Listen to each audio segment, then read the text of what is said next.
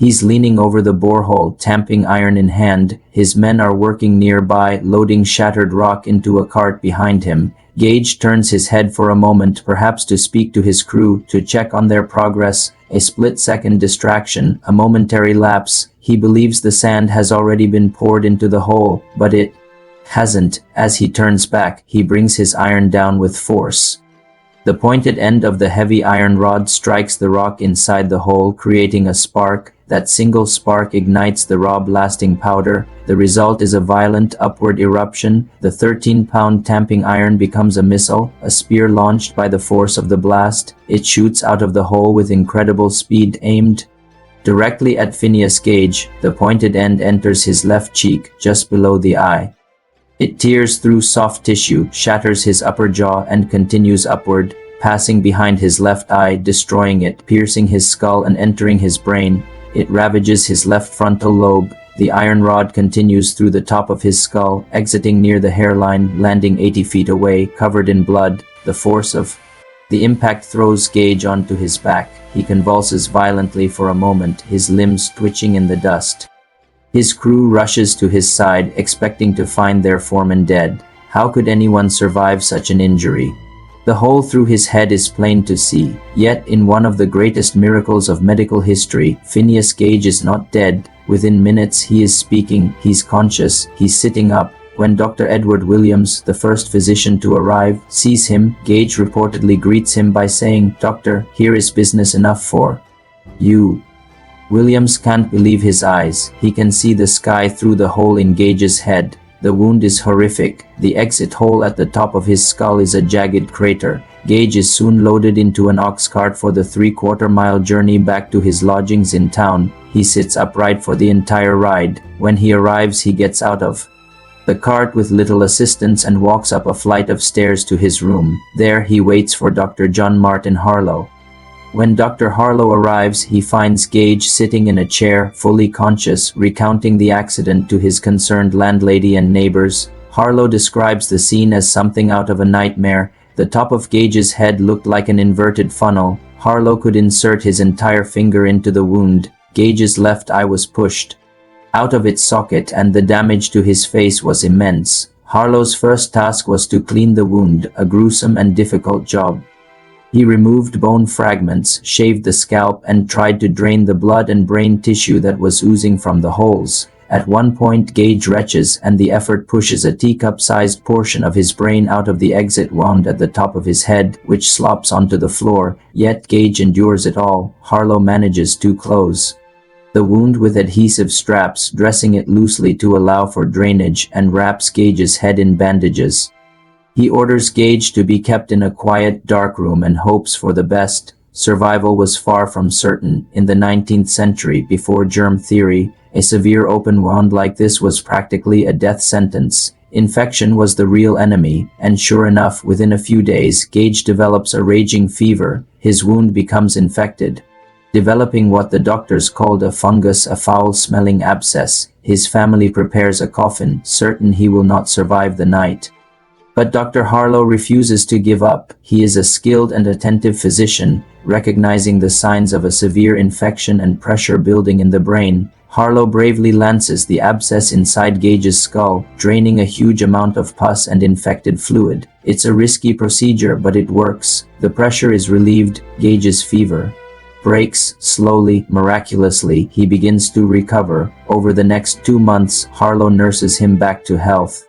He meticulously cleans the wound, removes more bone fragments, and controls the infections as best he can. By late November, less than 3 months after the accident, Phineas Gage is declared recovered. He has lost his left eye, he is scarred, but he is alive. He can walk, talk, and his memory is intact. It seems like an impossible complete recovery, but it wasn't a complete recovery. The man who returned to his family was not the same man who had left for work that September morning. Physically, he was scarred but functional. Mentally, his personality had undergone a profound and disturbing transformation. Dr. Harlow documented these changes in meticulous detail. Before the accident, Gage was known for his temperate habits and considerable energy of character. He was reliable, well-balanced, and respected. After the accident, this Gage was gone. The new Gage was, in Harlow's words, fitful, irreverent, indulging at times in the grossest profanity. He was impatient and obstinate, unable to stick to any plan or decision. He showed little deference to his friends and was intolerant of any advice or restraint that conflicted with his desires. He would devise many plans for his future, only to abandon them. His intellectual abilities, his memory and logic, seemed unharmed, but his character, his very soul, had been altered. His friends and acquaintances said it plainly. Gage was no longer Gage. He tried to return to his old job as a foreman on the railroad, but his new personality made it impossible. He couldn't handle the responsibility or the discipline required. His profane language and erratic behavior alienated his former colleagues. The employers who had once valued him so highly now had to let him go. The balance between his intellectual faculties and his animal propensities had been destroyed. So began a new chapter in Gage's life, a strange and wandering journey. For a time he became a living exhibit at P.T. Barnum's American Museum in New York City, posing for pictures with the tamping iron that had pierced his skull.